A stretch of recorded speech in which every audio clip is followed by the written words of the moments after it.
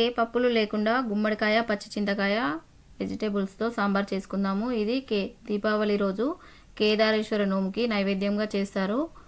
మా అమ్మ వాళ్ళ ఇంట్లో మా పిన్ని వాళ్ళు చేసేది, వాళ్ళని చూసి నేను నేర్చుకున్నాను. ఈ టేస్ట్ చాలా బాగుంటుంది. మీరు కూడా ఒకసారి ట్రై చేసి చూడండి. పచ్చి చింతకాయ ఒక గిన్నెలో వేసుకొని చింతకాయ మునిగే వరకు వాటర్ వేసుకొని స్టవ్ పైన పెట్టి ఉడికించుకోవాలి. అవి ఉడికేలోపు కూరగాయలన్నీ కట్ చేసుకోవాలి. బీరకాయ, బెండకాయ, కాకరకాయ, వంకాయ, టమాటో, గుమ్మడికాయ అన్నీ కట్ చేసుకొని పెట్టుకోవాలి. మెంతి, కొత్తిమీర, చింతకాయ జ్యూస్ కూడా ఉడికిన తర్వాత తీసేసుకోవాలి. ఈ చింతకాయ ఉడికిన తర్వాత నీళ్లు వంపేసి మళ్ళీ చల్లటి నీళ్ళు పోసుకొని దాంతో జ్యూస్ తీసుకోవాలి. అవే నీళ్ళతో తీసుకుంటే కొంచెం ఒగరుగా వస్తుంది.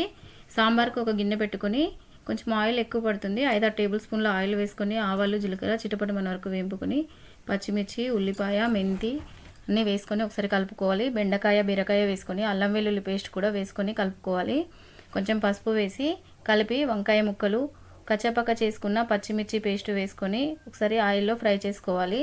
ఇదంతా ఫ్రై అయ్యాక టమాటా ముక్కలు వేసుకొని ఫ్రై చేసుకొని కొంచెం పసుపు కూడా వేసుకొని కలుపుకోవాలి. కట్ చేసుకున్న గుమ్మడికాయ ముక్కలు, కరివేపాకు, రుచికి సరిపడినంత సాల్ట్ వేసుకొని కలుపుకొని పచ్చి చింతకాయ జ్యూస్ వేసుకోవాలి. కొంచెం పులుపు ఎక్కువ అనుకుంటే వాటర్ వేసుకొని ఒకసారి మసల పెట్టుకోవాలి. ఇది కొంచెం మసలిన తర్వాత కొత్తిమీర వేసుకొని సర్వ్ చేసుకోవడమే. ఈ టేస్ట్ చాలా బాగుంటుంది. మీరు కూడా ఒకసారి ట్రై చేయండి.